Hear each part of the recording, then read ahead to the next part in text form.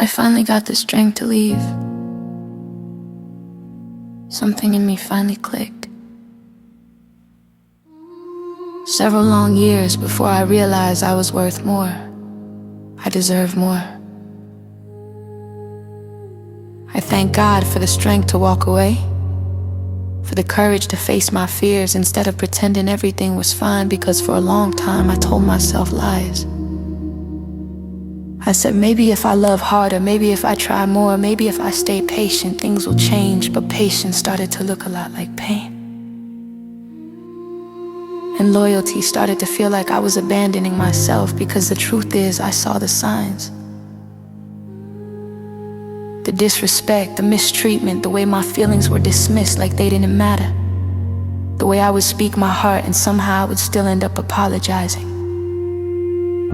I noticed the distance, the coldness, the lack of care, but I turned a blind eye. I kept telling myself love means staying. So I stayed. Through the hurt, through the confusion, through the nights when my heart felt heavy, but my mouth still said I'm okay.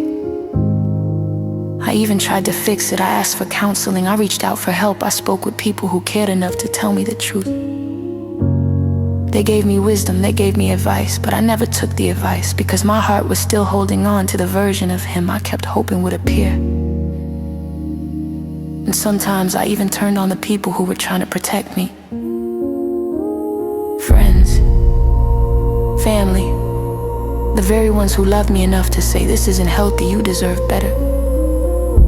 But I didn't want to hear it, so I pushed them away, all because I wanted to stay in something I already knew was unhealthy, chaotic, and slowly destroying me. And by that time I was tired. Not just tired, too tired, the kind of tired sleep can't fix. Exhausted from the fighting, exhausted from the arguing, exhausted from being blamed for everything. Every conversation turned into a battle. Every disagreement somehow became my fault, and little by little it wore me down. I became exhausted from the manipulation, exhausted from the mind games, exhausted from his narcissistic low-down ways that kept twisting truth. One minute I was expressing how I felt, the next minute I was apologizing for even having feelings. I was drained from defending myself, drained from explaining what love and respect should already look like. And one day I saw everything clearly.